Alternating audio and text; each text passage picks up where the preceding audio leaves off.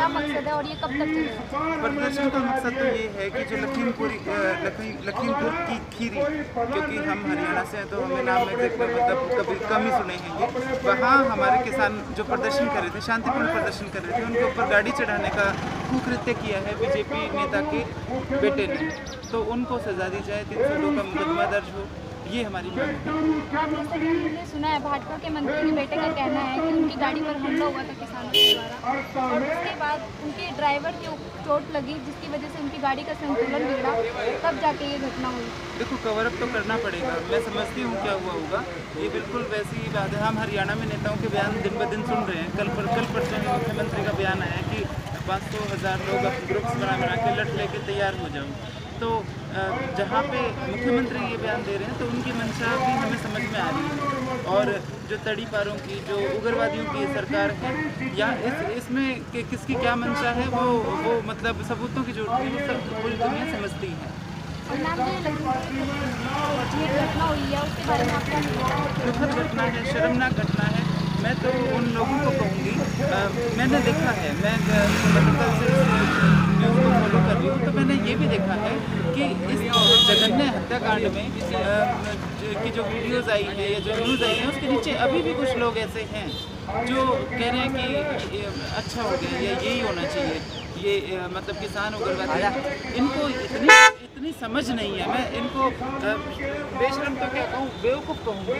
उनको यही समझ नहीं है कि देश का जो किसान है, मजदूर है, जहाँ से प्रोडक्शन की शुरुआत होती है, खेत में जहाँ से प्रोडक्शन, बेसिक प्रोडक्शन, बाद में ये जो आटा फैक्ट्री है, दाल मिलें हैं, ये तो बाद में चलती है ना, जब आपका जो बेसिक प्रोडक्शन हो जाता है उसके बाद।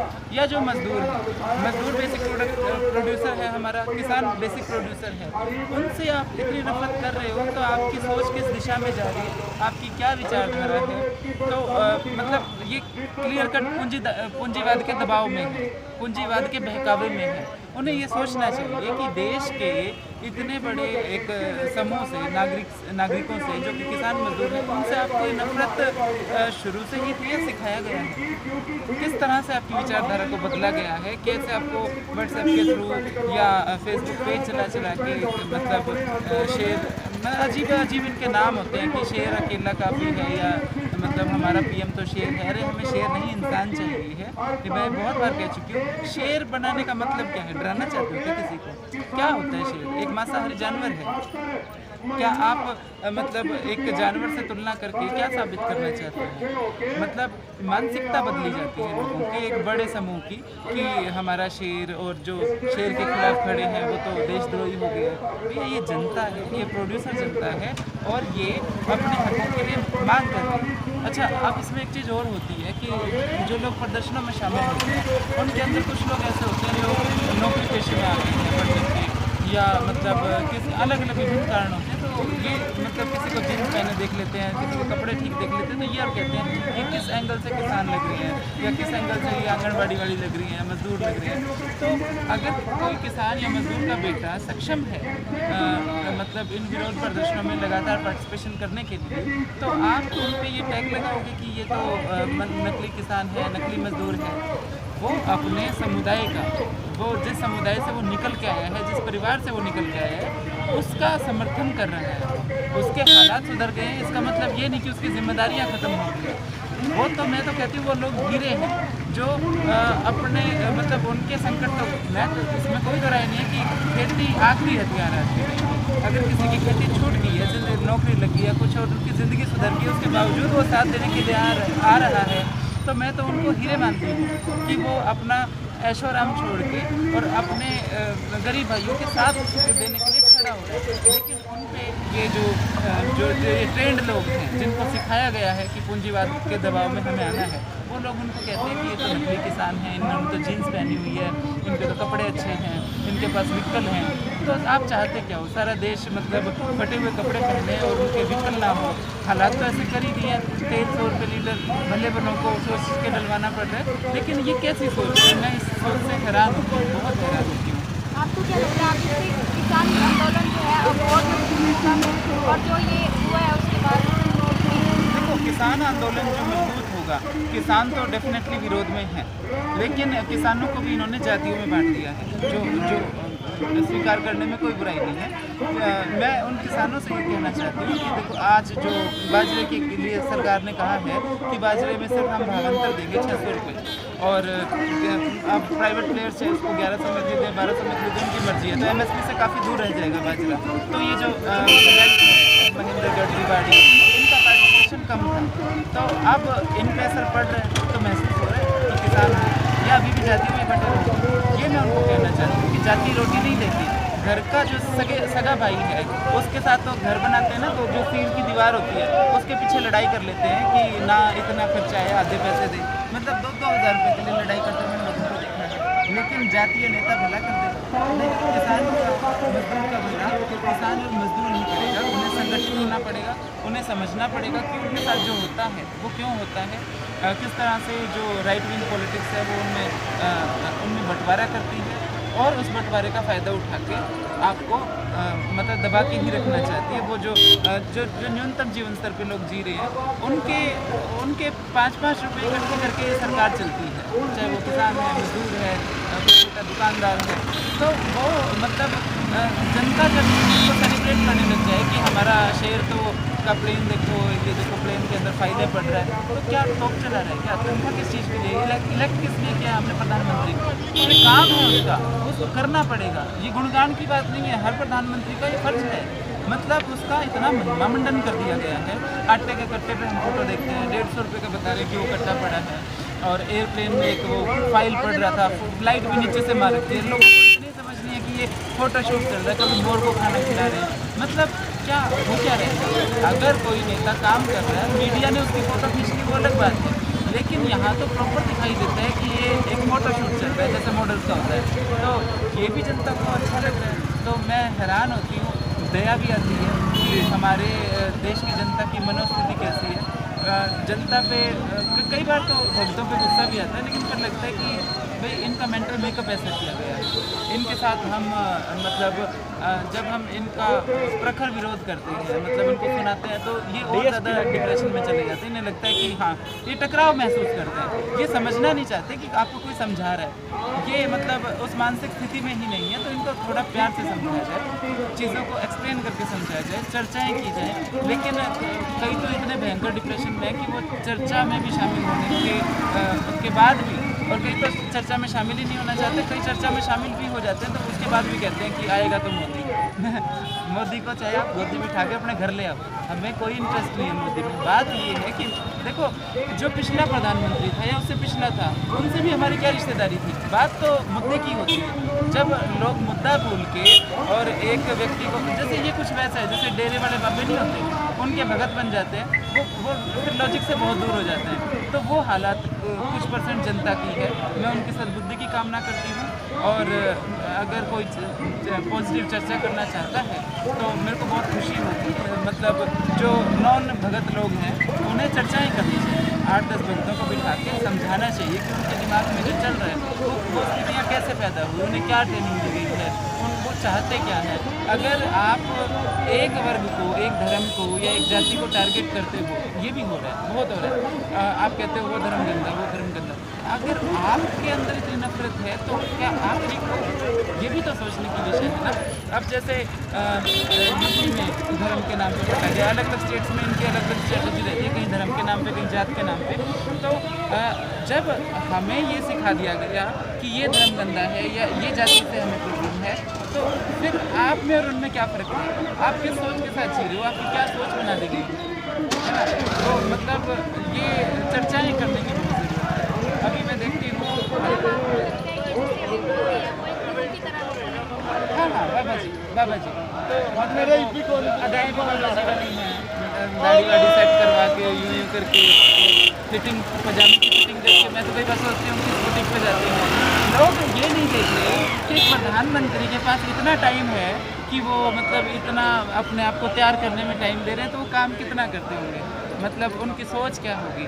देखो एक प्रधानमंत्री जो पहले थे हमने बहुत देखे हैं, मतलब एक ही कुर्ते पजामे में ही दिखते थे, लेकिन यहाँ पे हमेशा हर फोटो में दुपट्टा, साइड दुपट्टा है, किसी में जो भी वो पहनते हैं, मेरे को मतलब समझ कम है, वो साइड में लगा रखना, तो उसका डिज़ाइन अलग होता है, उसका रंग अलग होता है, तो लगता है कि भाई मतलब ये प्रधानमंत्री है या कोई मॉडल है, या मतलब कौन सा बुटीक से इनके कपड़े बनते हैं।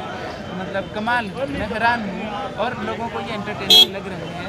ये चिंता का विषय है देश के लिए, क्योंकि जब देश की जनता इन चीज़ों में इंटरेस्ट लेने लग जाए तो मुझे तो मतलब शून्य हो ही जाता है। मैम जैसे कि 27 सितंबर को भारत बंद था और उसमें हम जानना चाहेंगे आम जनता ने भी आपका साथ दिया और अभी भी दे रही है। बिल्कुल, देखो आम जनता साथ बिल्कुल दे रही है। जो लोग मैंने कहा ना अलग मानसिक अवस्था में हैं, उन लोगों को थोड़ी परेशानी होती है, क्योंकि वो इसको युद्ध की तरह देखते हैं, जनता का जनता से युद्ध की तरह। वो ये बात ही नहीं समझ पा रहे कि ये जनता का जनता से युद्ध नहीं है, ये जनता का पुलिस और मिलिट्री से युद्ध नहीं है, ये जनता का पूंजीवादी सत्ता से युद्ध है। और युद्ध भी वो शांतिपूर्ण, हमें किसी को मतलब ये नहीं कि हमें किसी को मार डालना है, ये शांतिपूर्ण विरोध है और इसमें हमें समर्थन चाहिए। बेशक अगर पिछला जो भारत बंद हुआ था, इसमें अगर किसी दुकानदार ने या किसी नौकरी वाले कोई भी जनता का हिस्सा है, तो उसने अगर हमारा समर्थन नहीं किया था, तो हम उसे युद्ध नहीं समझते, हम उनको चीज़ें समझाएंगे और ये चाहेंगे कि वो हमारे समर्थन में आए। वोट 3 साल पड़े, आपको जो सूट करे उसे वोट डालना, लेकिन कम से कम जनता के बीच में जनता को एकजुट होना चाहिए, उनका फर्ज बनता है। ये मैं कहना चाहता हूँ। तो मैम ये हत्या हुई है, हादसा हुआ है, तो इसका बदला आप लोग कैसे लेंगे?